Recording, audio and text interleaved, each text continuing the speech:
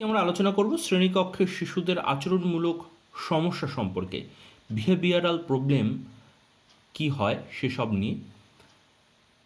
শুধু শ্রেণীকক্ষ বলাটা ঠিক নয়, আমাদের যে কোনো বিদ্যালয়ে, বিশ্ববিদ্যালয়, বিদ্যালয় বা যে কোনো শিক্ষা প্রতিষ্ঠানে এবং শিশু শুধু নয়, সঙ্গে যে কোনো শিক্ষার্থী, যে কোনো বয়সের শিক্ষার্থীদের মধ্যে আমরা কোনো না কোনো আচরণমূলক সমস্যা কম বেশি কিন্তু দেখতে পাই। সবার মধ্যে থাকে না, কিন্তু দিন দিন এটি কিন্তু ভয়ঙ্কর পর্যায়ে চলে যাচ্ছে। আস্তে আস্তে আমরা শিশুদের মধ্যে বা শিক্ষার্থীদের মধ্যে অপসঙ্গতিমূলক বিভিন্ন অপরাধমূলক নেশাগ্রস্ত হয়ে পড়া কম বয়সেই, যে কোনো বয়সে নেশাগ্রস্ত হয়ে পড়া এটি ঠিক নয়, কিন্তু শিক্ষার্থীদের মধ্যে কম বয়সে নেশাগ্রস্ত হয়ে পড়া এবং আরও অনেক অনেক ধরনের সমস্যা কিন্তু আমরা দিন দিন দেখতে পাচ্ছি এবং সেটি বৃদ্ধিও পাচ্ছে। এবং এগুলো যদি ঠিক না হয় বা প্রতিকার করা যদি সম্ভব না হয়, পরবর্তীকালে কিন্তু এগুলো ভয়ঙ্কর রূপ ধারণ করতে পারে। কোনো কোনো স্টুডেন্ট বড় বড় অপরাধমূলক কাজের সঙ্গে লিপ্ত হয়ে যায়, ডিপ্রেশনে ভোগে, সুইসাইডের মতো কাজ করে বসে। আরও অনেক ধরনের সমস্যা আমরা কিন্তু এইসব শিক্ষার্থী বা শিশুদের মধ্যে দেখতে পারি। সেজন্য আমাদের প্রথমে আইডেন্টিফাই করতে হবে শিশুদের মধ্যে কী ধরনের সমস্যা দেখা দিচ্ছে এবং সঙ্গে সেই সমস্যার সমাধান কী। প্রয়োজনে অভিভাবকদের, প্রয়োজনে শিক্ষক শিক্ষিকার সাহায্য, এবং তার বেশি যদি সমস্যা হয়, যদি অভিভাবক শিক্ষক শিক্ষিকারা যদি এই সমস্যার সমাধান না করতে পারে, পরবর্তীতে মনোচিকিৎসক যারা আছে তাদের শলা পরামর্শ নিতে হবে। কিন্তু এই সমস্যা দূর করতে হবে যে কোনো উপায়, অন্যথায় শিক্ষার্থীদের জীবন কিন্তু অন্ধকারে পর্যবসিত হবে। আমরা যে যে অপরাধ যারা করে সমাজে আমরা দেখি, তারা কোনো না কোনো আচরণমূলক সমস্যার সম্মুখীন বা আচরণমূলক সমস্যা তাদের মধ্যে আছে, তার থেকেই কিন্তু তারা এই অপরাধ প্রবণ হয়ে পড়েছে। আর কথা না বাড়িয়ে আমরা একটি একটি করে পয়েন্ট আলোচনা করি। ভিডিওটি বড় হতে পারে, আশা রাখছি ধৈর্য সহকারে সম্পূর্ণ ভিডিওটি আপনারা দেখবেন। প্রথম পয়েন্টটি কি আছে? আক্রমণধর্মিতা। এখানে দেখা যায় কি, যেসব শিক্ষার্থী আছে তাদের তুলনায় যাদের এই সমস্যাটা আছে আক্রমণধর্মী, তারা কি করে সবসময় তার থেকে দুর্বল বা তার সহপাঠী, তার ভাই বোনদের উপরে অত্যাচার, মারামারি ইত্যাদি ধরনের কাজগুলো করতেই থাকে। কিসের জন্য করে? তারা নিজেদের অত্যাচার করছে, তারপর মারামারি করছে, করে নিজের যে আত্মতৃপ্তি, তার মাধ্যমে আত্মতৃপ্তি অর্জন করছে। এটি কিন্তু ভালো দিক নয়। একটু রাগারাগি হলো, হাতাহাতি হলো, ঠিক আছে, কিন্তু সে মানুষকে মেরে আনন্দ পাচ্ছে, কাউকে কিছু ক্ষতি করে সে আনন্দ পাচ্ছে, এটা কিন্তু একটি কিন্তু খারাপ দিক। তারা কেন করে এইসব জিনিস? যখন পিতামাতা হোক বা গার্জিয়ান হোক বা যারা শিক্ষক শিক্ষিকা আছে তাদের কাছে সে যখন অবহেলিত হয়, সব সময় সে যখন তার কাজে আমরা স্বীকৃতি দেই না, তার কোনো কাজে তাকে সবসময় অবহেলার চোখে দেখি, মান্যতা দেই না, তখন আস্তে আস্তে কিন্তু শিশুদের মনে এই ধরনের অ্যাগ্রেসিভ যে জিনিস সেগুলো দেখতে পাওয়া যায়। অনেক সময় দেখি শিশুরা বাড়িঘরের জিনিসপত্র ছুঁড়ে ছুঁড়ে ভেঙে ভেঙে ফেলছে, প্রচণ্ড রাগ। এগুলো একদিনে কিন্তু তৈরি হয় না, আস্তে আস্তে সে অবহেলিত হচ্ছে বা কারো দ্বারা সবসময় চাপ অনুভব করছে, তার ফলে কিন্তু এই ধরনের সমস্যাটা তৈরি হয়। বিশেষ করে যখন সে মনে করছে যে সে নিরাপদ নয়, নিরাপত্তাহীনতা বোধ করে, সে যখন তার চাহিদা তৃপ্তি করতে পারছে না, তখন কিন্তু এই ধরনের কাজের মাধ্যমে সে তার চাহিদা পরিতৃপ্তি করার চেষ্টা করে এবং লোকের দৃষ্টি আকর্ষণ করার চেষ্টা করে। এই সমস্যা সমাধানের জন্য আমাদের যেটা করা দরকার, তাকে অবশ্যই মূল্যবান বা মূল্য দিয়ে দেখা, তার কথাগুলো ভেবেচিন্তে দেখা, এবং তার এই যে ভালো লাগা ভালোবাসার যে বিষয়গুলো মারামারি করে এগুলোকে ডিভাইড করতে হবে, অন্য পথে চালিত করতে হবে। সেগুলো তার চাহিদা মতো খেলাধুলা, অভিনয়, বিতর্ক, যে কোনো এক্সট্রা কারিকুলাম অ্যাক্টিভিটিসে অংশগ্রহণ করে সেখান থেকে সে তার যে মর্যাদা সে অর্জন করতে পারে সেটি তাকে বোঝাতে হবে, এবং সে তাকে মর্যাদা দিতে হবে তার কাজের প্রতি। তাহলে কিন্তু আস্তে আস্তে তার দৃষ্টি কিন্তু এই অ্যাগ্রেসিভ জায়গা থেকে আস্তে আস্তে সে কিন্তু একটি ভালো পথে চালিত হবে। 2 নম্বর পয়েন্ট আছে চুরি করা। অনেক শিক্ষার্থীদের মধ্যে আমরা চুরির প্রবণতা এটা আমরা দেখতে পারি। কেন? কারণ একটি বিদ্যালয়, একটি স্কুলে সবাই কিন্তু ভালো স্টুডেন্ট হয় না। আমরা কি দেখি?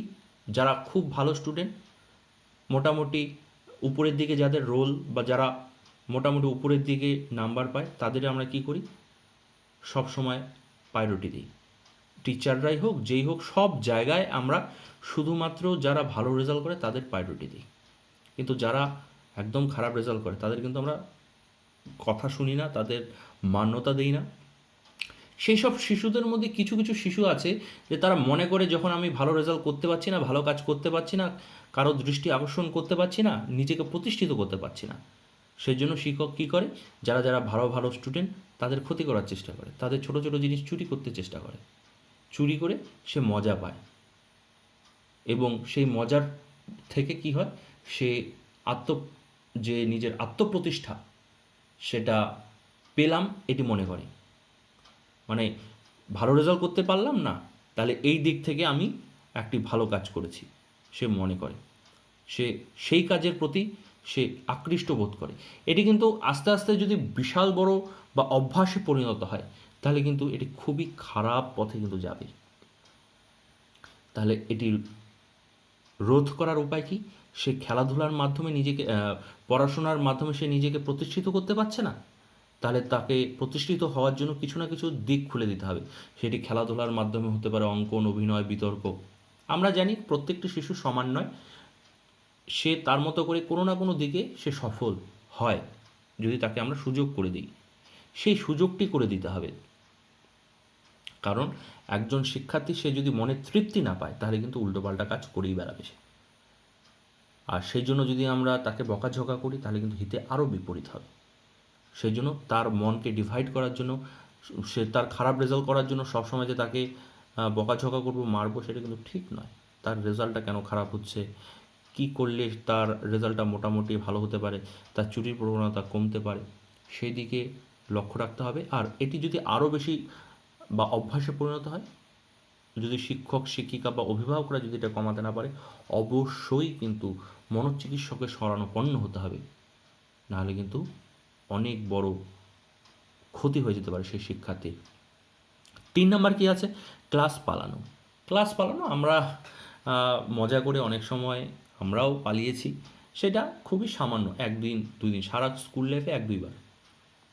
কিন্তু অনেক স্টুডেন্ট আছে যাদের মধ্যে প্রায়শই এই স্কুল পালানো এই স্বভাবটি দেখতে পাওয়া যায়। এটি কিন্তু এক ধরনের সমস্যা। এই সমস্যাটা বিভিন্ন কারণে তৈরি হতে পারে। যার ক্লাস সে পালাচ্ছে, হয়তো সে ভালো মতো পড়াতে পারছে না, সেই জন্য তার ক্লাসটি ভালো লাগে না, বা সেই শিক্ষার্থীর চাহিদা মতো সেই শিক্ষক বা শিক্ষিকা তার প্রয়োজন মেটাতে পারছে না, বা তার ক্লাসে কোনো আকর্ষণ বোধ করছে না, সেজন্য কিন্তু একঘেয়েমি দূর করার জন্য হোক সেই শিক্ষার্থীরা কিন্তু পালিয়ে যায়। আবার অনেক বুদ্ধিমান শিশুরাও কিন্তু বা শিক্ষার্থীরাও কিন্তু ক্লাস পালায়, ক্লাস করতে যায় না, ক্লাস ছেড়ে চলে যায়। কারণ সেই বুদ্ধিমান শিশুর যে চাহিদা, সেই চাহিদা যদি সেই ক্লাসের থেকে পূরণ না হয়, সে কী হবে? বাইরে গিয়ে তার অতিরিক্ত চাহিদা মেটানোর চেষ্টা করবে, সেজন্য সে ক্লাস থেকে পালাবে। আর এক্ষেত্রে কিন্তু শাস্তি একদমই বাঞ্ছনীয় নয়, সেক্ষেত্রে শিক্ষক শিক্ষিকারা কী করবে, তার পড়ার পদ্ধতি বদলাতে হবে যাতে সেই শিক্ষার্থীরা ক্লাস না বাড়ায়, তার আহ, যে ক্লাসে সবার মনোযোগ হয়, আকর্ষিত বোধ করে সব শিক্ষার্থী। এবং অনেক শিক্ষার্থী একটি ক্লাসে বিভিন্ন ধরনের স্টুডেন্ট থাকে, তাহলে তার টিচিং যে এক্সপিরিয়েন্স বা টিচিং যে পদ্ধতি, সেই পদ্ধতি কিন্তু অনেক উন্নত মানের, ভালো, আকর্ষণীয় হতে হবে। তাহলে কিন্তু দেখবেন যে সবাই কিন্তু ক্লাস করছে, ক্লাস পালানো কমে গেছে বা বন্ধ হয়ে গেছে। আমরাও যখন পড়াশোনা করেছি বা যারা পড়াশোনা করছেন তাদেরও কিন্তু দেখবেন অনেক শিক্ষক শিক্ষিকার কিন্তু ক্লাস করতে ভালো লাগে না, আবার অনেক শিক্ষক শিক্ষিকার ক্লাস করতে ভালো লাগে খুব। দেখবেন যাদের ক্লাস করতে ভালো লাগে সেই সব টিচারের ক্লাসে কিন্তু সবার প্রেজেন্স কিন্তু অনেক বেশি থাকে। হ্যাঁ, এক আধ দিন অসুবিধা থাকতে পারে অন্যান্য কারণ, কিন্তু এই ক্লাসে পড়ার জন্য পালিয়ে যাওয়া, এটি কিন্তু শিক্ষক বা শিক্ষিকা কি পড়াচ্ছেন, কেমন ধরনের পড়াচ্ছেন, কীভাবে পড়াচ্ছেন তার উপর ডিপেন্ড করে। তাহলে এই সমস্যা কিন্তু অনেকটা শিক্ষক শিক্ষিকার দ্বারাই কিন্তু দূর করা সম্ভব। নেক্সট পয়েন্ট, মিথ্যা কথা বলা। শিশুরা বিভিন্নভাবে বিভিন্ন সময় মিথ্যা কথা বলে। সামান্য মিথ্যা কথা বা কাউকে বাঁচানোর জন্য বা হঠাৎ করে ঝোঁকের বশে মিথ্যা কথা বলে দিল একটা, সেই পর্যন্ত ঠিক আছে। কিন্তু এটা যদি অভ্যাসে পরিণত হয়, নিজেকে জাহির করার জন্য মিথ্যা কথা বলে, সব সময় বানিয়ে বানিয়ে নিজেকে বড় করার চেষ্টা করে, বা নিজেকে বাঁচানোর জন্য সবসময় মিথ্যা কথা বলে, নিজের দোষ অন্যের ঘাড়ে চাপিয়ে দেওয়ার জন্য মিথ্যা কথা বলে, এটা যদি সবসময় হয় তাহলে কিন্তু এটা মারাত্মক রূপ ধারণ করতে পারে ভবিষ্যতে। তাহলে এখানে কি করতে হবে, যে সে কেন মিথ্যা কথা বলছে, একটা কথা না বললেই নয়। শিশুরা বড়দের মিথ্যা কথা বলে কী কারণে জানেন? বেশিরভাগ ক্ষেত্রে যাকে সে ভয় পায় সব থেকে বেশি, তাকে বেশি মিথ্যা কথা বলে। কেন? সে যদি সত্য কথা বলে তাহলে তাকে বকা খেতে হবে বা মার খেতে হবে বা কোনো একটি শাস্তি পেতে হবে, তার ভয়ে কিন্তু সেই শিশুটি মিথ্যা কথা বলে। তাহলে শিশুর এই সমস্যা দূর করার জন্য সবসময় বন্ধুসুলভ আচরণ করতে হবে, তার মিথ্যা কথার পেছনে কারণটি কি সেটা বুঝে তারপরে তার প্রত্যুত্তর দিতে হবে। বা সে মিথ্যা কথা বলল, জানলাম সে মিথ্যা কথা বললো বলেই তাকে প্রহার করলাম, বকাঝকা করলাম, শাস্তি দিলাম, সেই জিনিসটা কিন্তু একদম করা ঠিক নয়, এতে কিন্তু হিতে বিপরীত হবে। তাহলে কি করতে হবে, সে যে মিথ্যা কথাগুলো বলছে সেটি কেন বলছে তার প্রকৃত কারণ খুঁজে বার করতে হবে, এবং প্রকৃত কারণ খুঁজে সেটি নিরসনের ব্যবস্থা করতে হবে। 5 নম্বর পয়েন্টটি হলো নেতিবাচক মনোভাব। এটি বলতে বোঝায় শিক্ষার্থীদের অগ্রাহ্য করার মনোভাব। প্রত্যেকটি বিষয় না আমরা করব না, আমরাও করেছি কোনো না কোনো ক্ষেত্রে স্কুলে। এই ধরনের শিক্ষার্থীরা বিদ্যালয়ের নিয়ম শৃঙ্খলা মানতে চায় না, শিক্ষকদের আদেশ নির্দেশ অগ্রাহ্য করে, সমস্ত ধরনের আইন বা অনুমোদিত বিষয়ের উপর এদের বিরক্ত লক্ষ্য করা যায়। শিক্ষকরা কিছুদিন লক্ষ্য করে এদের বিরুদ্ধে কঠোর শাস্তিমূলক ব্যবস্থা গ্রহণ করে। আমরা দেখি যেটা শিক্ষকরা এই যে আদেশ নির্দেশ পালন না করলে সবসময় প্রহার করে হোক, বকাঝকা হোক, শাস্তি দেওয়া হয়। কিন্তু মনোবিদরা বলেন এই সব কাজের জন্য এদের শাস্তি দেওয়া একদম ঠিক নয়। তাদের মতে এটি শিশু মনের বৃদ্ধির স্বাভাবিক পরিণতি। আমাদের যখন আমরা বৃদ্ধি পাই বা ছোট থেকে যখন বড় হই, তখন আস্তে আস্তে এই ধরনের নিয়ম কানুন এগুলো মানতে চায় না শিক্ষার্থীরা বা শিশুরা, তারা স্বাধীন হতে চায়, সেই জন্যই কিন্তু তারা এই বিরোধিতা করে। ক্রমাগত তার উপর শাসন নামিয়ে আনলে ধীরে ধীরে যত বড় হবে তার মধ্যে এই মনোভাব তীব্র আকার ধারণ করবে, এমনকি এরা আত্মকেন্দ্রিক, আক্রমণধর্মী, সমাজ বিরোধী ব্যক্তি হয়ে উঠবে। তাই প্রয়োজন কঠোর শাসনের ব্যবস্থা না করে বন্ধুর মতো মিলেমিশে এদের অতৃপ্ত চাহিদার কথা জেনে নেওয়া এবং তার সহজ সমাধান পথে এগিয়ে যাওয়া। আমরা এই যে এটা দেখলাম বা শুনলাম বা পড়লাম, আমাদের বেশিরভাগ অপরাধপ্রবণ বা এটা তো আমরা স্কুলের কথা বললাম, এই ধরনের আচরণ কিন্তু বাড়িতেও হয়। যেসব বাড়ির শিশুদের উপরে বেশি অত্যাচার করা হয়, বেশি বাইন্ডিংসে রাখা হয়, বেশি নিয়ম কানুনের মধ্যে রাখা হয়, সেসব বাড়ির সেই সব গার্জিয়ানের বা সেই সব ফ্যামিলির ছেলেমেয়েরা কিন্তু সব থেকে বেশি রিভেল হয়। তারা বাড়ি থেকে পালিয়ে যায়, সুইসাইড করে, নেশাগ্রস্ত হয়ে পড়ে, বিভিন্ন অপরাধপ্রবণ জিনিসের সঙ্গে জড়িয়ে পড়ে। এগুলো কিন্তু আমরা নিউজে কিন্তু প্রতিনিয়ত শুনি। এই রকম কিন্তু হওয়া চলবে না, শিক্ষকদেরও না এবং গার্জিয়ানদেরও না। সব সময় তাদের অভাব অনটন বা তাদের এই চারিত্রিক বৈশিষ্ট্যগুলো কেন হচ্ছে সেগুলো বুঝে তার মতো করে বন্ধুসুলভ আচরণ করে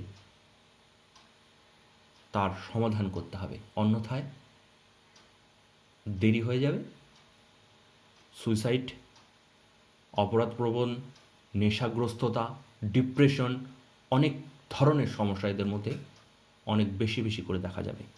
6 নম্বর, যৌন অপরাধ। শিশু যখন বয়ঃসন্ধিতে পৌঁছায় তখন থেকেই তার মনে সচেতনতা, যৌন কৌতূহল ইত্যাদি বিষয়গুলো দেখা দিতে থাকে। তারা যৌন বিষয় জানার চাহিদা মেটাতে বিভিন্ন পত্রপত্রিকা পাঠ করে, লুকিয়ে অশ্লীল সিনেমা দেখে এবং মোবাইলে অশ্লীল ছবি দেখে ইত্যাদি করে। কিন্তু এগুলো যদি বেশি মাত্রায় এই বয়সের শিশুদের মধ্যে হতে থাকে তবে তা কিন্তু পরবর্তীতে অপরাধের রূপ নেয়। তাই এই ধরনের চাহিদা স্বাভাবিক স্বতঃস্ফূর্ত বিকাশের উপর গুরুত্ব দিতে হবে, সেই সঙ্গে বিজ্ঞান ভিত্তিক শিক্ষা দিতে হবে। এই অপরাধ নিরসনের প্রধান উপায় হলো তাদের সঙ্গে তাদের ভবিষ্যৎ নিয়ে যুক্তিপূর্ণ আলোচনা করা। পিতামাতা যেন সিনেমা দেখার অনুমতি না দেয় এবং মোবাইল কিনে না দেয় সেদিকে নজর দিতে হবে। বর্তমানে মোবাইল কিনে দিলেও পিতামাতারা যদি সিনেমা, আমাদের একটা কথা বলছি যে যেটাকে আমরা বারণ করব সেটাই বারবার করবে। যেখানে আমরা তথ্যটি নিয়েছি সেখানে বলা হয়েছে যে পিতামাতা সিনেমা দেখতে অনুমতি দেবেন না এবং মোবাইল কিনে দেবেন না। যদি না দেওয়া হয় সেটাও কিন্তু হিতে বিপরীত হতে পারে। সে জেদ দেখাবে, রাগ করবে। কিন্তু আমাদের বিভিন্ন ধরনের যুক্তিপূর্ণভাবে, খোলামেলাভাবে, লজ্জা না পেয়ে যদি এই সমস্যাগুলো থাকে শিক্ষার্থীদের মধ্যে, খোলামেলাভাবে তাদের সঙ্গে আলোচনা করা উচিত। অন্যথায় কী হবে, আনভেরিফাইড সোর্স থেকে সে বিভিন্ন ধরনের তথ্য গ্রহণ করবে এবং তার ফলে কিন্তু ভবিষ্যতে কিন্তু উল্টোপাল্টা কাজ করতে কিন্তু সে ইতস্তত বোধ করবে না। এদিকে কিন্তু খুব নজর দেওয়া উচিত। এই জন্যই আমাদের কিন্তু শিক্ষাক্ষেত্রে আমাদের এই ধরনের শিক্ষা কিন্তু দেওয়ার কথা কিন্তু বলা হয়। ভারতবর্ষে ঠিক এখনও জীবনশৈলী সম্পর্কে সেরকম শিক্ষা চালু হয়নি, কিন্তু এই সমস্যা দূর করার জন্য কিন্তু আমাদের ভারতবর্ষে অতি সত্বর জীবনশৈলী শিক্ষা ব্যবস্থাকে প্রত্যেকটি স্তরে চালু করা প্রয়োজন।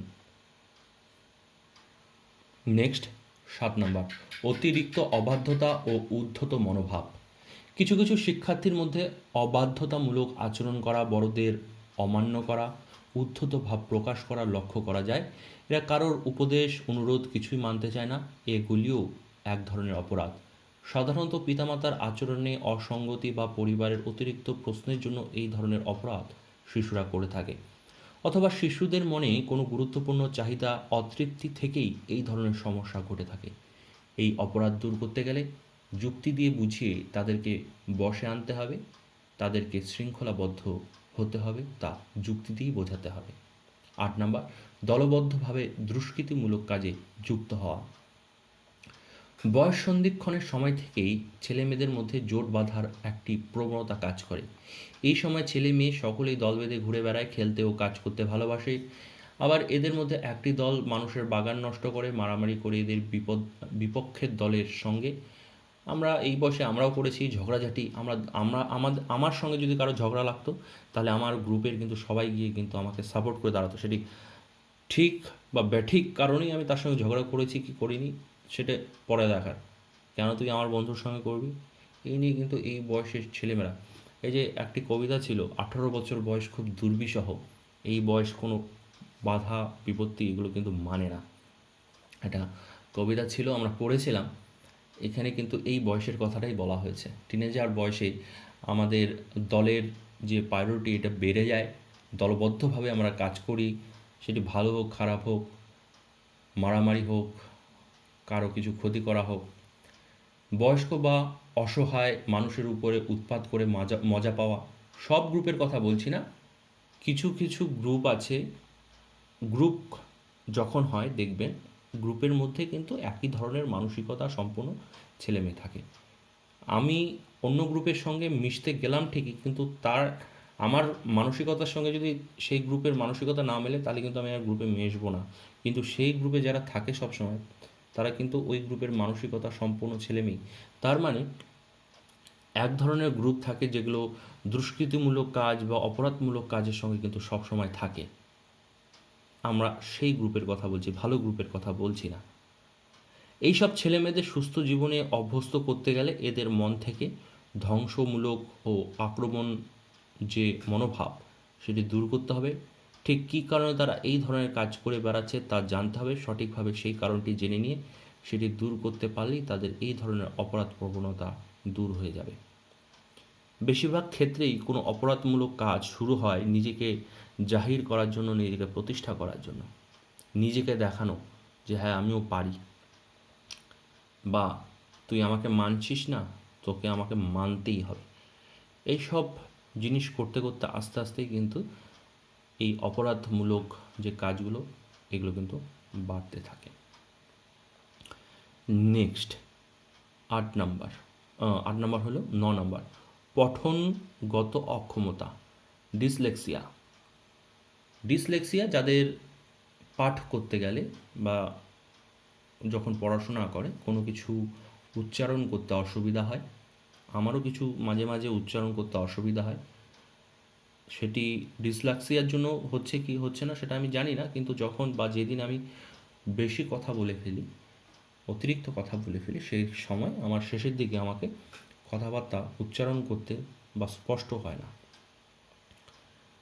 সেটা হতে পারে ডিসলেক্সিয়ার কারণও হতে পারে, আমার একটু সমস্যা আছে। তার ডিসলেক্সিয়া বা পঠনগত অক্ষমতা কি? শিক্ষার্থী যখন পড়তে শেখে, অর্থাৎ তার যে যখন অক্ষরগুলো চিনতে, শব্দ উচ্চারণ করে, তখন তার মধ্যে এক ধরনের শৃঙ্খলার অভাব লক্ষ্য করতে পাওয়া যায়, সেটিকে বলা হচ্ছে ডিসলেক্সিয়া। অনেক সময় আমরা উচ্চারণের সময় ভুল উচ্চারণ করি, বারবার উচ্চারণ করেও ভুল বলি, ডিকে বি বলি, বিকে ডি বলি, তার ফলে কী হয়, উচ্চারণে অসুবিধা হয়। যেমন অরিজিনালকে আমরা অরিজিনাল বলি, এটা কিন্তু ভুল, এটাও কিন্তু বারবার করা মানে, হ্যাঁ শিক্ষিত মানুষের কথা বলছি, যারা জানে না তাদের ভুল উচ্চারণ করা সেটা ক্ষতি নয় বা অশিক্ষার কোনো ব্যাপার, মানে সমস্যার কোনো ব্যাপার নয়। যারা শিক্ষার্থী, যারা শিখছে, তারাও যদি এই ভুল উচ্চারণগুলো করে রীতিমতো, প্রথম প্রথম তো ভুল উচ্চারণ হতেই পারে, কিন্তু পরবর্তীতেও একটি নির্দিষ্ট বয়সে গিয়ে যখন সেই উচ্চারণগুলো করতে অসুবিধা হবে, তখন সেটি পঠনগত অক্ষমতা বা ডিসলেক্সিয়া ধরে নিতে হবে। এই সমস্যা দূর করার জন্য অভিভাবককে বা পিতা মাতাকে বিভিন্ন ধরনের সচেতনতামূলক কাজ করতে হবে, ঠিকমতো উচ্চারণ করে মনোযোগ দিয়ে পড়তে বলতে হবে, বাম দিক থেকে ডান দিকে সব কিছু চোখ দিয়ে ভালো মতো স্পষ্ট দেখে দেখে উচ্চারণ করে করে পড়তে বলতে হবে। এইসব করার মাধ্যমে আস্তে আস্তে প্র্যাকটিস করতে করতে এই সমস্যা দূর করা সম্ভব। এরকমই আরেকটা সমস্যা আছে, লিখন অক্ষমতা, ডিসগ্রাফিয়া। এটিকে আমরা শিখনের সমস্যা হিসেবে বিবেচনা করতে পারি, কারণ এই ধরনের শিশুর হাতের লেখা খুবই অপরিষ্কার হয়। এই অপরিষ্কারের কথা বলতে গেলে তাহলে কি আমারও লিখন অক্ষমতা বা ডিসগ্রাফিয়া আছে? হতে পারে, আমারও লেখা কিন্তু বা হাতের লেখা কিন্তু খুবই খারাপ। আমাদের এই ডিসলেক্সিয়া, ডিসগ্রাফিয়া, ডিসক্যালকুলিয়া, এই সমস্যাগুলো কম বেশি কিন্তু আমাদের প্রত্যেকজনের মধ্যে দেখা যায়, সবার মধ্যে নয়, সবার কথাটা বলে ভুল, সবার মধ্যেই কম বেশি কিন্তু আছে মোটামুটি। আমার হাতে লেখা যেমন অস্পষ্ট, হয়তোবা আপনারা হয়তো বুঝতে পারছেন কি পারছেন না, বুঝতে পারছি না, কমেন্ট করে জানাতে পারেন, কিন্তু খুব চেষ্টা করেও আমি এটি সমাধান করতে পারছি না, তাহলে অবশ্যই আমার কিছু না কিছু হয়তোবা লিখন অক্ষমতাজনিত কিছু সমস্যা থাকতে পারে। তাই এখানে কি বলছে যে হাতের লেখা খুবই অপরিষ্কার, প্রতিটি অক্ষরেই জড়িয়ে পেঁচিয়ে লেখার চেষ্টা করে বা আমরা দেখতে পারি এদের লেখার মধ্যে দাড়ি কমা বা আকৃতি সুন্দর বা স্পষ্টভাবে থাকে না। এই সমস্যা নিরসনে শিক্ষক বা অভিভাবকদের করণীয় বিষয়গুলো হলো, শিশুদের শৈশব অবস্থা থেকেই পেন্সিল ধরা ঠিকভাবে শেখাতে হবে, নিয়মিত দাগ টানা, অক্ষরগুলো ফাঁকা ফাঁকা করে লেখার কাজ করতে হবে। মোট কথা, প্র্যাকটিসের মাধ্যমে শব্দ সঠিক উচ্চারণের মাধ্যমে এটি কিন্তু এই সমস্যাটা কিন্তু দূর করা সম্ভব। 11 নম্বর, গণিত শিক্ষাতে অক্ষমতা, ডিসক্যালকুলিয়া। এখানে কিন্তু কয়েকটি শর্ট কোশ্চেন হয়ে গেল। যাদের পঠনগত অক্ষমতা তাদের কি বলা হয়, তাদের কি সমস্যা, ডিসলেক্সিয়া।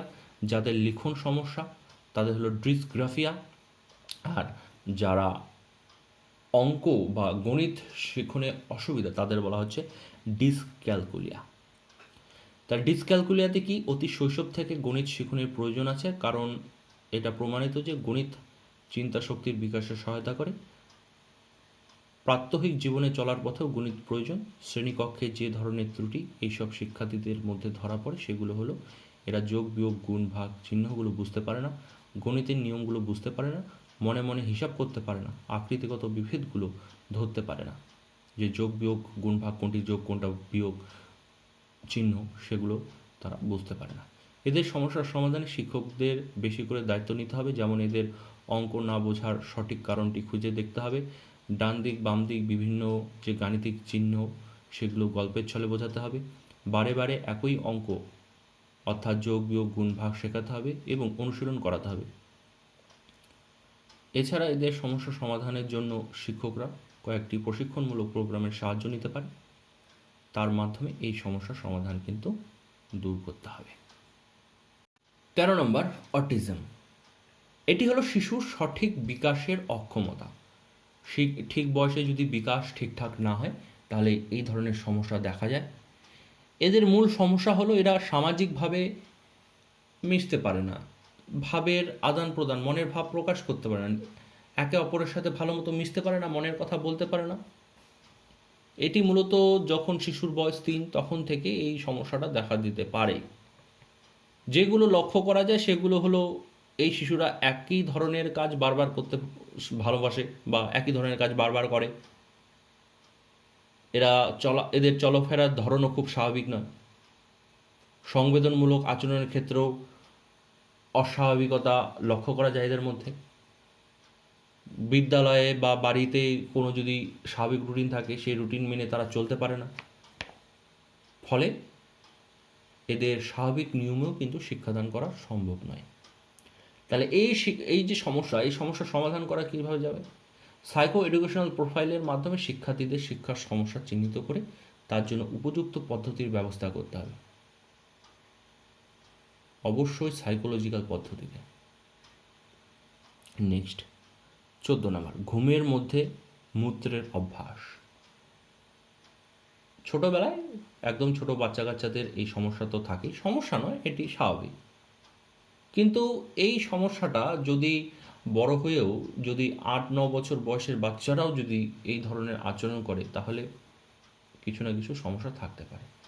সেক্ষেত্রে কিছু শারীরিক থেকে মানসিক কারণ থাকতে পারে, কোনো ভয়ের ফলে সে এই কাজ করে যেতে পারে। অনেক সময় পারিবারিক সমস্যার কারণও হতে পারে, যেমন পিতামাতার স্নেহ ভালোবাসা থেকে বঞ্চিত হওয়া বা কোনো কারণবশত শিশুটির পরিবারে অবহেলিত হয়। আবার অনেক সময় শিশু নিজেকে বড় হচ্ছে বলে ভাবতেই পারে না, সে ছোট আছে সেটি ভেবে এই ধরনের কাজ করে ফেলে। তাহলে এটি কিভাবে সমস্যার সমাধান করা যেতে পারে? শিক্ষক ও অভিভাবকদের কাজ হলো আসল কারণটি খুঁজে বার করা, কী কারণে এই সমস্যাটা হচ্ছে। যে শিশুর পরিবারে ভালোবাসা থেকে বঞ্চিত তাকে বিদ্যালয়ের পরিবেশে সহানুভূতির সঙ্গে বন্ধুত্বপূর্ণভাবে পরিচালনা করতে হবে। যদি ভয়ের কারণে এই কাজগুলো হয়ে থাকে সেই ভয়ের কারণটি বার করতে হবে, কী কারণে সে ভয় পাচ্ছে, সেই ভয়টি দূর করার ব্যবস্থা করতে হবে।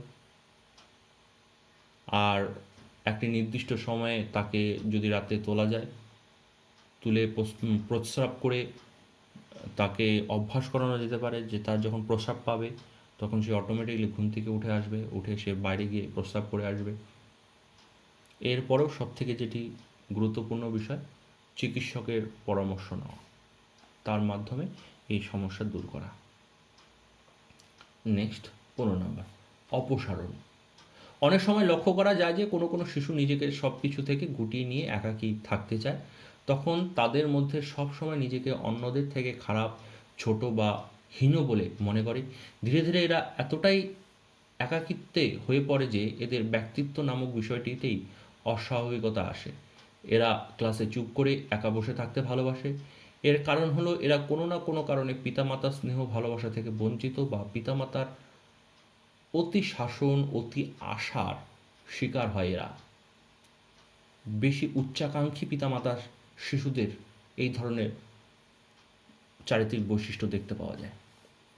সেজন্য কিন্তু সে সবসময় একাকী থাকে, ভয়ে থাকে, সবার সঙ্গে মিশতে পারে না।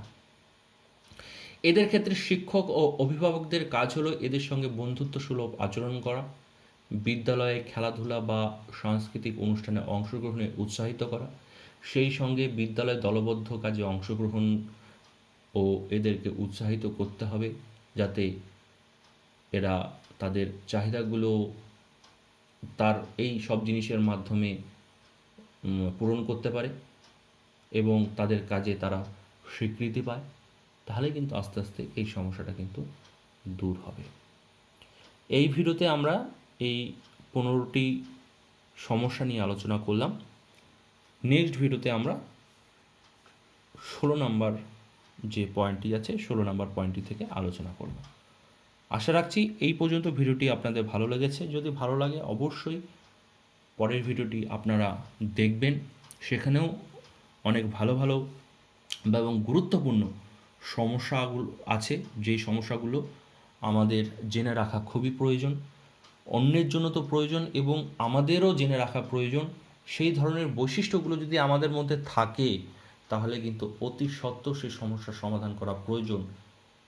সেটি এই বয়স অনুযায়ী যদি সেটা অভিভাবক বা শিক্ষক শিক্ষিকার যদি সেই সমস্যাটা সমাধান করা সম্ভব না হয়, আমরা নিজে নিজেই গিয়ে সাইকোলজিস্ট বা যারা মনোবিদ আছে তাদের সঙ্গে যোগাযোগ করে অবশ্যই সেই সমস্যার সমাধান করার চেষ্টা করা উচিত। অন্যথায় সেটি কিন্তু আরও মারাত্মক রূপ ধারণ করতে পারে। অপরাধ প্রবণতা, একাকিত্বতা ছেয়ে যাবে, ডিপ্রেশনে পড়ে যাব আরও বেশি বেশি করে এবং পরবর্তীতে সুইসাইডের মতো গুরুত্বপূর্ণ খারাপ কাজ, গুরুত্বপূর্ণ বলাটা ঠিক নয়, অতি ঘটনাটা ঘটতে পারে। সুইসাইডের মতো ঘটনা, দুঃখপূর্ণ ঘটনা ঘটতে পারে। এগুলো থেকে কিন্তু আমাদের বাঁচতে হবে। তার জন্য কিন্তু সমস্যা কী সেটি আগে আমাদের জানতে হবে। তাহলে এই ভিডিওটি আজ এই অবধি। আশা রাখছি আপনাদের ভিডিওটি ভালো লেগেছে। বিদায় নিচ্ছি, ভালো থাকবেন, ধন্যবাদ।